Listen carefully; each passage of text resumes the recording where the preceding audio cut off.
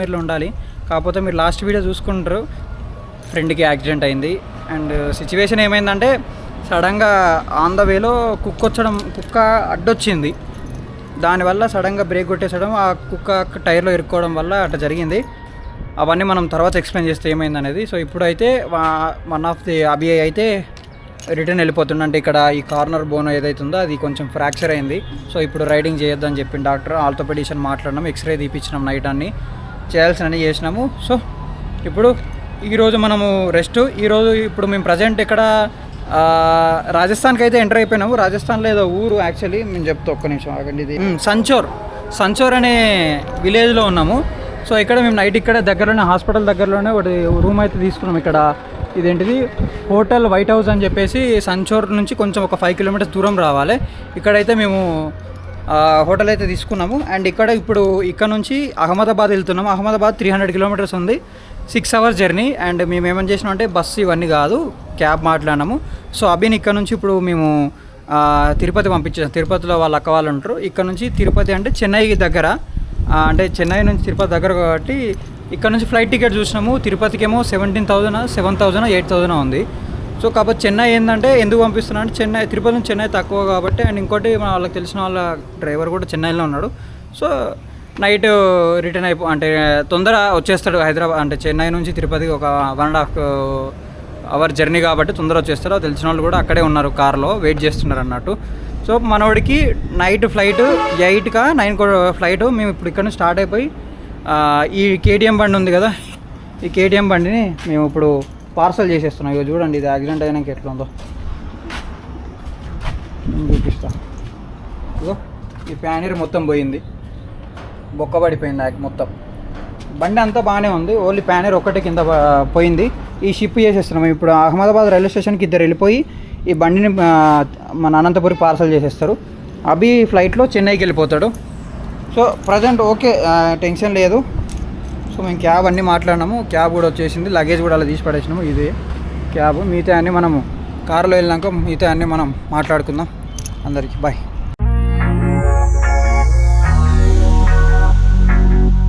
Night ఇది పంచాయతీ. బండి మన సిరాజ్ బండి ఇన్ని హైవే దగ్గర పెట్టేసి వెళ్ళిపోయినాం. సరే నువ్వు ఏం చేస్తావులే, లొకేషన్ ఒకటి పంపిండు, ఆ లొకేషన్ ఫాలో అవుతా ఉంటావు లేకపోతే ఎట్లా? నేను అంటే ఛార్జింగ్ ఎంత ఉంది? నువ్వు ఇంటర్కామ్లో చేతితో కనెక్ట్గా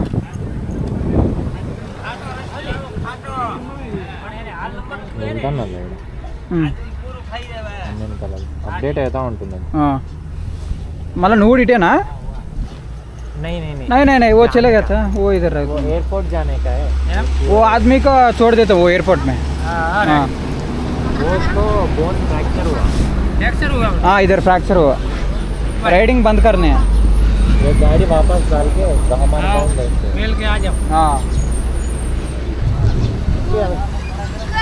సరేనా, నువ్వు చేతు కన్నా అభి కన్నా వాళ్ళ కాల్లో కనెక్ట్ ఉండు. సరే జాగ్రత్త రైట్. వెళ్ళావు బో, ఛార్జింగ్ చూసుకో, ఛార్జింగ్ ఏమైనా ఉందా మీ దగ్గర?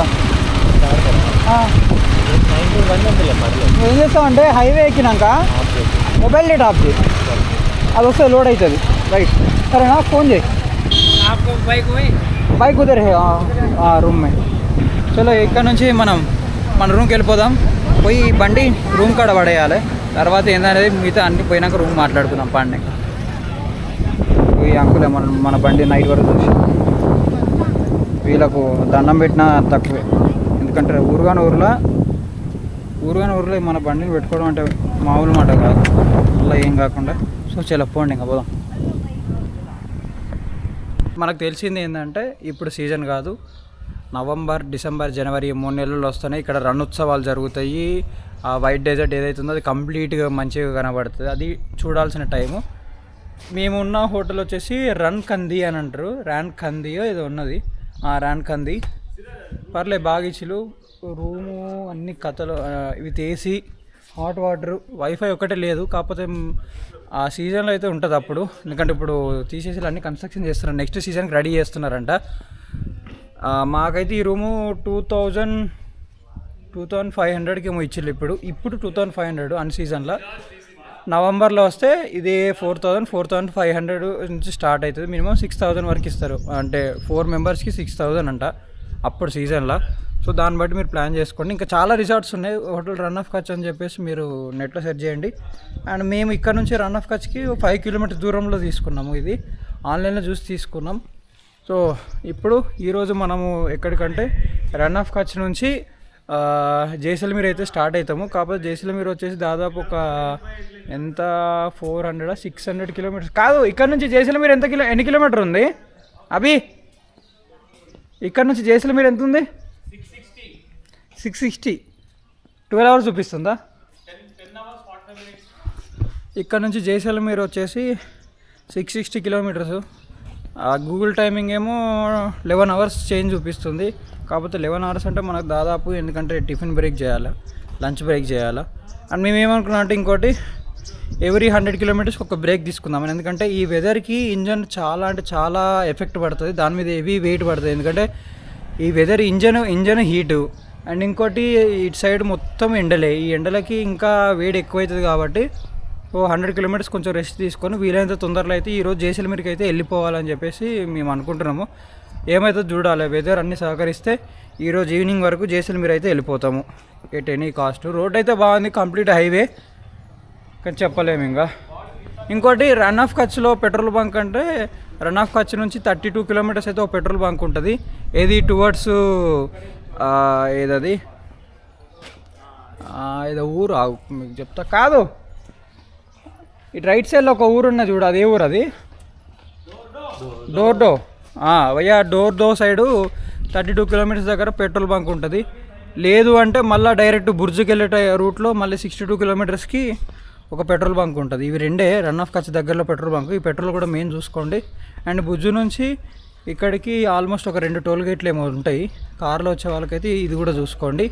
పెట్రోల్ అయితే మెయిన్ ఫుల్ ట్యాంక్ చేయించుకొని రండి నన్ను అడిగితే. ఎందుకంటే ఇక్కడ లోకల్లో దొరుకుతాయి, కాకపోతే లోకల్ అన్నీ కల్తీ ఉంటాయి. ఎందుకంటే వాళ్ళు 1 లీటర్ 2 లీటర్ షాపులలో అమ్ముతారు, కాకపోతే అంతా కల్తీ. అందులో ఇంకా వేరే ఆయిల్స్ మిక్స్ చేస్తారు కాబట్టి ఇంజన్ ఖరాబ్ అవుతుంది. సో రన్ ఆఫ్ కచ్ నుంచి అయితే అక్కడికి పెట్రోలు డోర్దో అనే అంటే సిటీలో ఉంటుంది. ఇక్కడ నుంచి అక్కడికి 32 కిలోమీటర్స్ ఉంటుంది.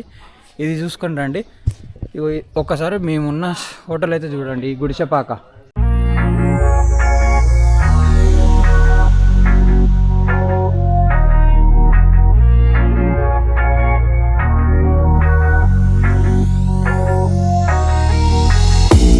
ఇది మేము తీసుకున్న హోటల్. సో ఇద్దరు ఇప్పుడు లెఫ్ట్ సైడ్లో పెట్రోల్ లేదంటే ఇక్కడ లోకల్ షాప్లో పెట్రోల్ అమ్ముతారు. ఒక 2 లీటర్ 3 లీటర్ బాటిళ్ళల్లో పోయించుకొని వస్తున్నాయి. ఎందుకంటే ఇక్కడ మా వాళ్ళ దగ్గర కూడా పెట్రోల్ లేదు. ఇక్కడ నుంచి 32 కిలోమీటర్స్ పోతే పెట్రోల్ బంక్ వస్తుంది.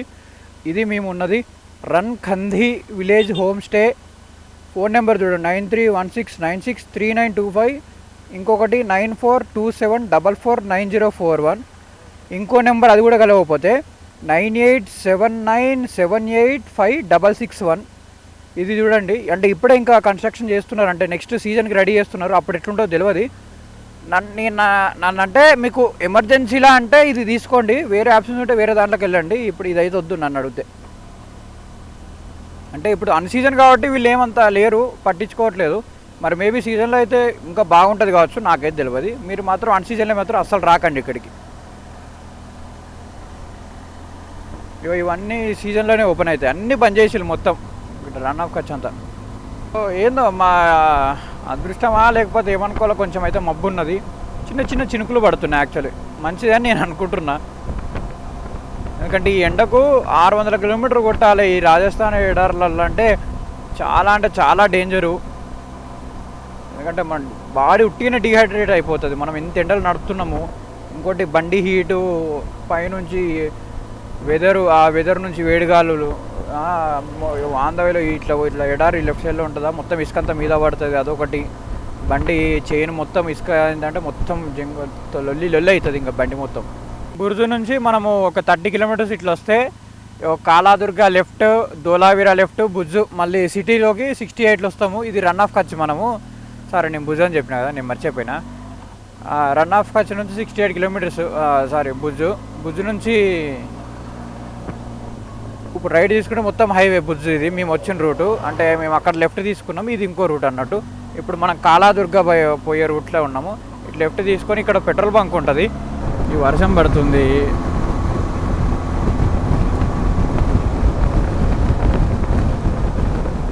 ఏది పెట్రోల్ బంక్ నేను లెఫ్ట్ సైడ్ ఉంటుంది అన్నాడే వాడు. యాక్చువల్లీ ఇప్పుడు మేము ఇంకా టిఫిన్ కూడా చేయలే. సో ఫస్ట్ పెట్రోల్ చూసుకొని తర్వాత టిఫిన్ చేసి మేము స్టార్ట్ అయిపోవాలి. ఇవాళ 600 కిలోమీటర్లు కొట్టాలి ఎట్టి పరిస్థితుల్లో అని మేము ఫిక్స్ అయినాం. బట్ సిచ్యువేషన్ చెప్పలేము. వెదర్ ఇట్లుంటే కొడతాము. ఇక హీటు గట్టిగా ఉన్నదంటే ఎండ ఎక్కువ ఉన్నదంటే ఇంకేం చేయలేము. ఇక ఎంత దూరం అయితే అంత దూరం కొట్టేసి ఇంకా రెస్ట్ తీసుకోవడమే. అండ్ యాక్చువల్లీ ఈరోజు జైసల్మేర్కి వెళ్ళిపోతే మాది డే ఇన్ని రోజు ఎక్కడ 2 days అక్కడ అట్లా గ్యాప్ వచ్చింది కదా, దాన్ని ఇక్కడ కవర్ అవుతుంది. లేకపోతే ఈరోజు ఇక్కడ ఆగిపోయినామంటే అంతే, మళ్ళీ ఒక రోజు వెనకాల పడిపోయినట్టే ఉంటుంది మా ప్లాన్ ప్రకారం. సో అందుకే మేము ఏ నైట్ అయినా ఇవాళ జైసల్మేర్కి వెళ్ళిపోదామని చెప్పి ఫిక్స్ అయినాం.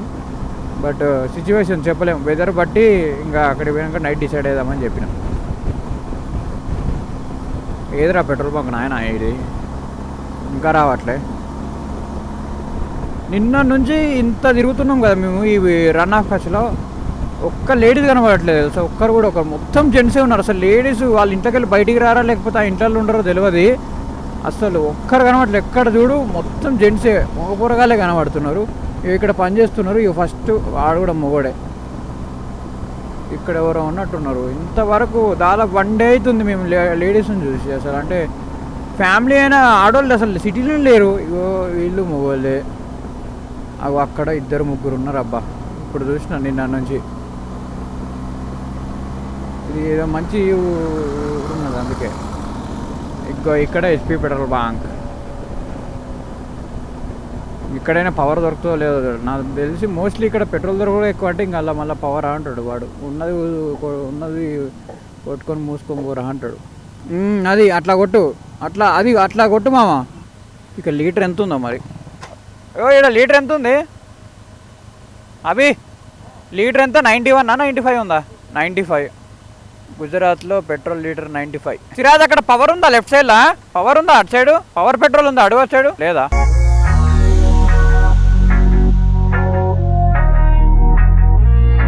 ఓకే, ఇప్పుడు మనం exactly Dholavira way to through haven.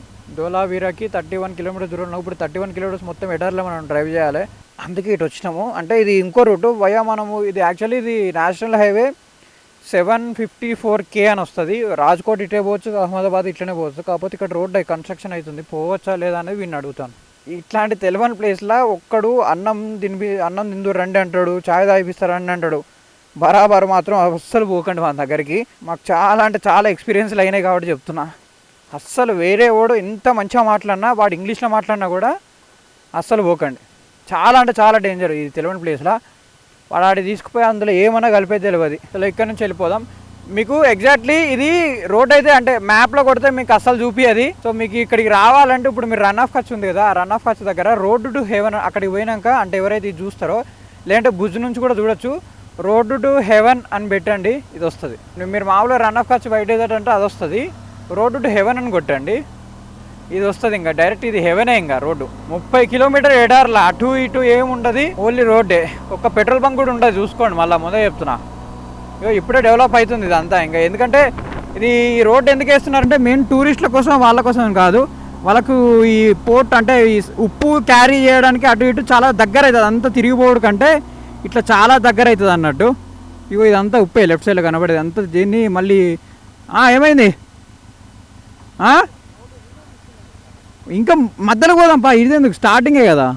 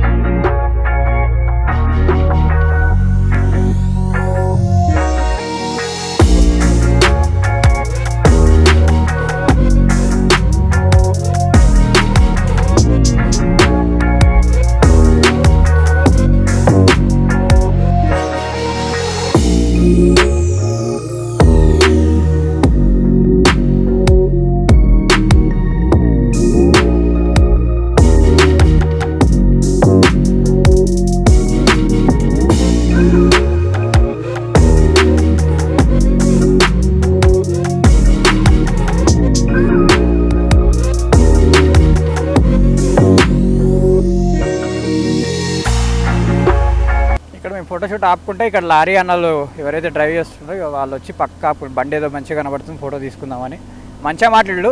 నా ఇంకోటి ఏం తెలుసా, ఆయన బండి ఎక్కే ముందు దండం పెట్టుకున్నాడు. అంటే ఇట్లా ఇట్లా ఇట్లా మొక్కుతారు కదా, ఆయన బండి ఎక్కే ముందు మొక్కి ఉన్నాడు ఆయన. అట్లాంటి వాళ్ళని మనం ఆపకూడదు. అంటే వాళ్ళు ఒక మంచి మనసున్న వాళ్ళు అంతే అనుకోండి, అంతమించి ఏం లేదు. అక్కడే తెలిసిపోతుంది కదా.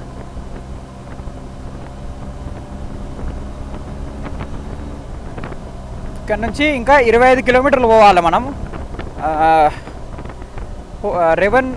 హెవెన్ రిసార్ట్ అని ఒకటి వస్తుంది, అక్కడ చూద్దాం. ఏమన్నా ఉంటే టిఫిన్ తిందాం, లేదంటే నెక్స్ట్ ఊరికి కొట్టేద్దాం ఏందో. ఈ రూటు రాజ్కోట్ వెళ్తుంది, అహ్మదాబాద్ వెళ్తుంది. మళ్ళా ఇది NH ఏంటిది 74K, నేషనల్ హైవే 74K. ఇది ఇప్పుడు ఇట్లుంది కదా, ఇంకొక 3 నెలలు అయితే ఇదంతా ఎండిపోతుంది అన్నట్టు. ఇంకా అప్పుడు ఎడారి లెక్క అయిపోతుంది, ఇసుక అయిపోతుంది అన్నట్టు. అప్పుడు దీనిలో నుంచి ఈజీగా సాల్ట్ తీయడానికి యూజ్ అవుతుంది అన్నట్టు. ఇప్పుడు ఇట్లా ఇప్పుడు వదిలేస్తున్నారు, ఇది కన్స్ట్రక్షన్ అంటే మంచిగా వదిలేస్తున్నారు, ఇంకెక్కువ స్ప్రెడ్ చేస్తున్నారు. ఇంకా తర్వాత నవంబర్ డిసెంబర్లో మొత్తం ఇంకా ఇది ఎత్తేసి ఇంకా ఫ్యాక్టరీలో పంపించి ఇంకా దాన్ని ఒక స్టెప్ బై స్టెప్ దాన్ని ప్యూరిఫై చేసి మనకు ఉప్పు లెక్క అమ్మేస్తారు అంతే. మొత్తం వైట్ ఆడ ఏం లేదు, గడ్డ.